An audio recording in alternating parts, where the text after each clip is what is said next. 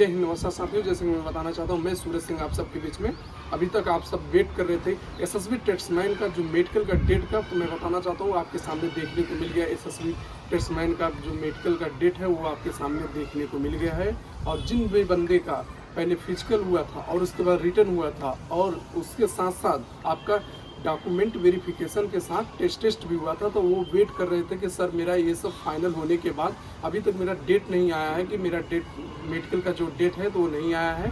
तो मैं बताना चाहता हूँ साथियों कि मेडिकल जो है वो आपके सामने डेट जो है वो देखने को मिल गया है। तो मैं बताना चाहता हूँ साथियों, अगर एसएसबी टेस्टमैन का फॉर्म डाले थे और आप भी फिजिकल किए थे, आप भी रिटर्न में पास हुए थे, आप भी डॉक्यूमेंट के साथ साथ टेस्ट आपका भी क्लियर हुआ था, तो मैं बताना चाहता हूँ कि आप इस वीडियो को जो है वो पूरा देखें, तब आपको पता चलेगा जो मेडिकल का डेट है वो कब है और उसके साथ साथ हमें क्या क्या सावधानियां बरतनी पड़ेगी, कैसे मेडिकल करवाना पड़ेगा।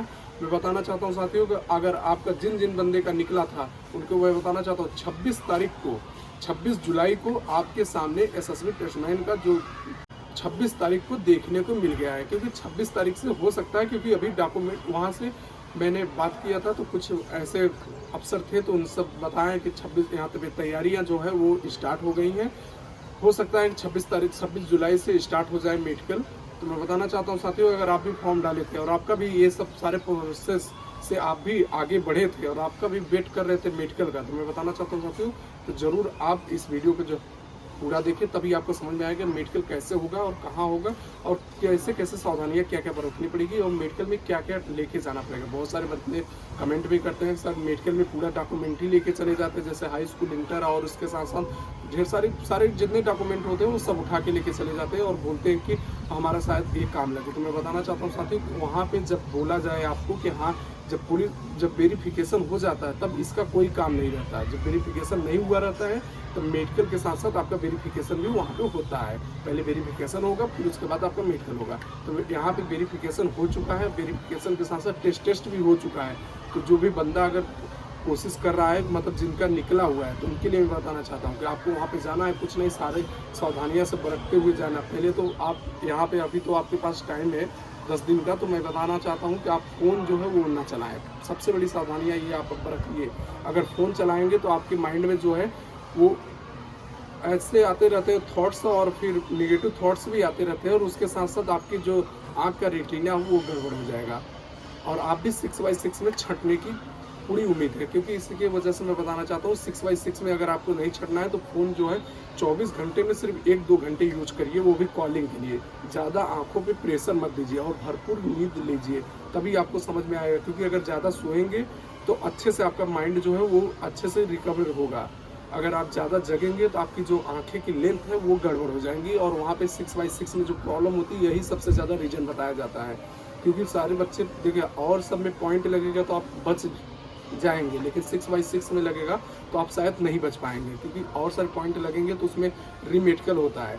रीमेडिकल आपको नहीं पता होगा तो मैं बता दे रहा हूँ। रीमेडिकल ऐसा होता है कि आपका अगर जैसे दाग धब्बे कहीं भी हैं या तो फिर थोड़ी बहुत प्रॉब्लम भी है तो रीमेडिकल लगा तो वहाँ पे आप जाएंगे, तो अगर वो सही हो गया है, जो चीज़ सही हो गया है वहाँ पे रीमेडिकल ऐसा होता है कि जब अगर वो चीज़ सही हो गया वहाँ पे देखेगा आप सर, वहाँ पे ऐसे नॉर्मल चीज़ें नॉर्मल आदमी नहीं देखते हैं, नॉर्मल डॉक्टर नहीं देखते, जो अफसर रहते कर्नल वगैरह ये सब वो रीमेडिकल चेकअप करते हैं। तो वहाँ पर वो देखेंगे और अगर सही हो गया है तो वो चीज़ जैसे फुंसी हो गया, फुड़िया हो गया, अगर ये चीज़ हुआ है तो एक मुझसे से 3 से 4 दिन टाइम मिलते हैं। तो फुड़िया उड़िया ऐसी चीज़ें हैं जो 3 से 4 दिन में एकदम क्लीन हो जाते हैं। तो वहाँ पर आप जाएंगे तो रीमेडिकल में आपका वो सही हो जाएगा, तो आपको रीमेडिकल से पास कर दिया जाएगा। अगर आपको ग्राउंड फिट है तो फिर ये बात ज़रूर आप माइंड में सेटअप कर लीजिए कि वहाँ पे जाए से पहले हमें क्या क्या सावधानियाँ बरतनी पड़ेगी, ताकि हम भी 1 हफ्ते में अच्छे से मेडिकल जो है वो फिट हो जाए। अगर ज़्यादा बाइक वाइक मत चलाइए, पहले तो मैं बता देना चाहता हूँ ये सब सावधानियां बरत के जाना चाहिए। क्योंकि बाइक यहाँ पे जब भी आप यहाँ पे हैं बाइक चलाते हैं, दोस्त यार के साथ घूमने जाते हैं, तो फिर बहुत सारे प्रॉब्लम आ जाते हैं कि कहीं एक्सीडेंट वगैरह हो गया, आपका हाथ पैर डैमेज हो गया, तो वहाँ पे आप जाएंगे तो 100% आप छट ही जाएंगे। क्योंकि हाथ टूटा हुआ फौज नहीं लेती, ये बात क्लियर कर देना चाहता हूँ। वहाँ पर वही बंदा लेता है जो मतलब फिट हुए बंदे को लेते हैं फौज।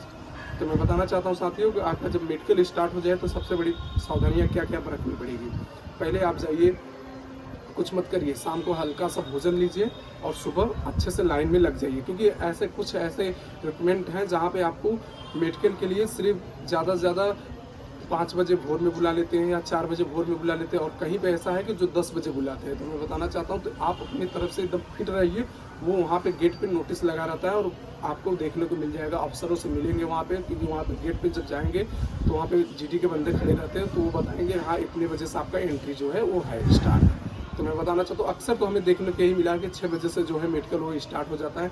आपको वहाँ पे अगर जैसे ज़्यादा दूर रहती है तो वहाँ पे वैन लगी रहती है, आप उसी गाड़ी में बैठेंगे और आपको मेडिकल, जहाँ पे मेडिकल चेकअप होता है वहाँ तक ले जाके आपको छोड़ेंगे, क्योंकि और जगह पे अफसर अपना सारे काम करते रहते हैं। तो जहाँ मेडिकल होता है वहाँ पे आपको लेके जाएंगे।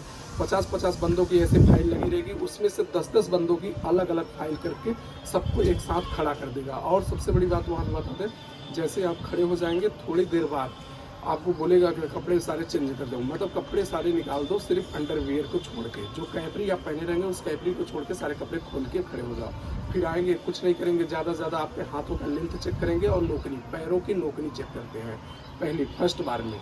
और फिर उसके बाद आपको उल्टा करके आपकी रीढ़ की हड्डियाँ जो है वो सीधी देखते हैं कि सीधी है कि नहीं। फिर थोड़ी देर बाद आपको दूसरा डॉक्टर आएगा, वो आपको कान का चेकअप करेगा कि कान क्लीन है कि नहीं। अगर जाए से पहले आप अपना कान का जो है सफाई करवा लीजिए, ताकि आपको वहाँ पे छटने का कोई चांसेस नहीं रहे, तो आप भी मेडिकल और आहिस्ते से फिट हो जाएंगे। फिर उसके बाद मशीन से कान का चेकअप होगा, थोड़ी बहुत नाक के बाल जो रहे वो काट के जाइएगा, नाक का चेकअप होगा, हड्डी बढ़ी तो नहीं है, ये सब सावधानियाँ आप बरत के पहले से जाइए। नाक के बाल अपना है जो वो क्लीन करके जाइए।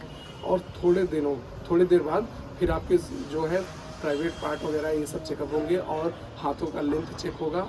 उसके साथ साथ ज़्यादा कुछ नहीं, आंखों का बारी आ गई। अब आपको 6x6 कैसे चेकअप करवाना है, वहाँ पे आपका एक आंख ऐसे बंद करके और एक आंख ऐसे खुलवा के। तो आप जब भी आंखों का चेकअप करवाइए, किसी भी आप ट्रीटमेंट में हैं, कोई भी, चाहे सीआरपीएफ, आईटीबीपी या तो यहाँ पे एसएसबी, किसी की भी बात करना चाहो, चाहे तो आर्मी वाले ही वीडियो देख रहे हैं, तो मैं बताना चाहता हूँ, जब बोलता है कि एक आंख ऐसे बंद कर लो, तो ये इसे हल्के से ऐसे दबाना पड़ेगा, नहीं कि इसे तेज़ी से ऐसे दबा दोगे तो कुछ क्षण के लिए जब जैसे इसे ऐसे करोगे तो ये वाली आंख से नहीं दिखाई देगा, कुछ क्षण के लिए आपको नहीं दिखाई देगा। सबसे ज़्यादा बंदे तो इसे उछड़ते हैं, उन्हें फर्स्ट बार मेडिकल होता है, उन्हें पता नहीं रहता, और जब 6x6 की चेकअप होती है तो ऐसे इतने पे ऐसे बोल देते हैं, और आप आंखों को तेज़ी से ऐसे दबा के रखते हैं। वो बोलते हैं ना एक आंख बंद करके पढ़ो, तो आप ऐसे तेज़ी से दबा देंगे और आपको समझ में नहीं आएगा। जब ये खोलेंगे आंख और इसे दबाएंगे तो कुछ क्षण के लिए आपको कुछ भी नहीं दिखाई देगा।